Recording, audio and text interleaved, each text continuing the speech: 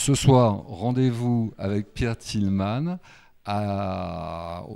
comment dire, au finissage de l'exposition de Mohamed El Mouride, où il nous a donné le plaisir d'écouter un de ses poèmes. Poème qui n'est pas totalement innocent, qui aborde des sujets graves qui se prouvent au travers de toute ton écriture, de ce que tu nous désignes, de ce que tu nous mets en évidence, aussi bien au travers d'un poème, mais également au travers de ton exposition à l'heure actuelle à la chapelle du quartier Haut à Sète.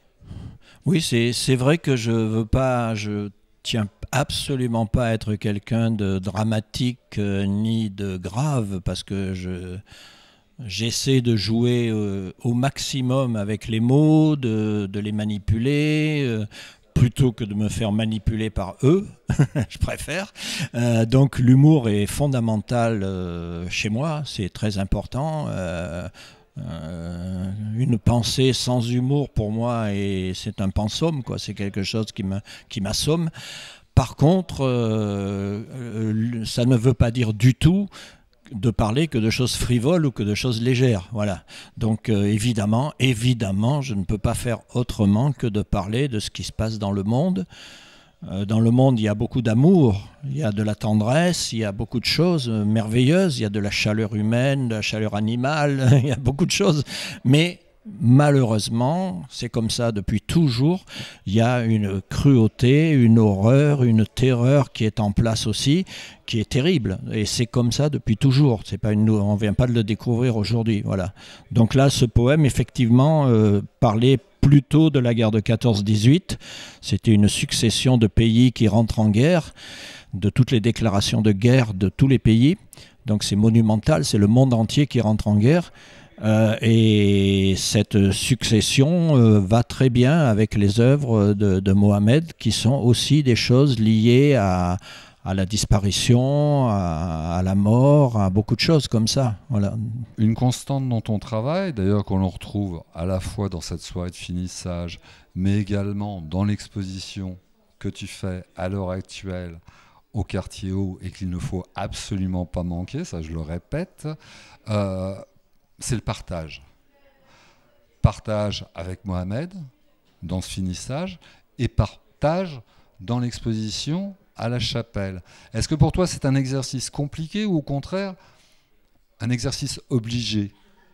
C'est ni compliqué ni obligé, pour moi c'est normal. C'est normal, je ne sais pas pourquoi, mais le fait de signer m'a toujours posé problème. J'ai toujours trouvé que même chez les plus grands artistes, chez les plus grands poètes, musiciens, tout ce qu'on veut, il y a une part d'anonymat. Et les plus grands musiciens, ils ont beaucoup piqué chez d'autres. Ils ont beaucoup piqué, même dans la musique populaire. Et la musique populaire, c'est qui faisait la musique populaire? Mais on ne sait pas.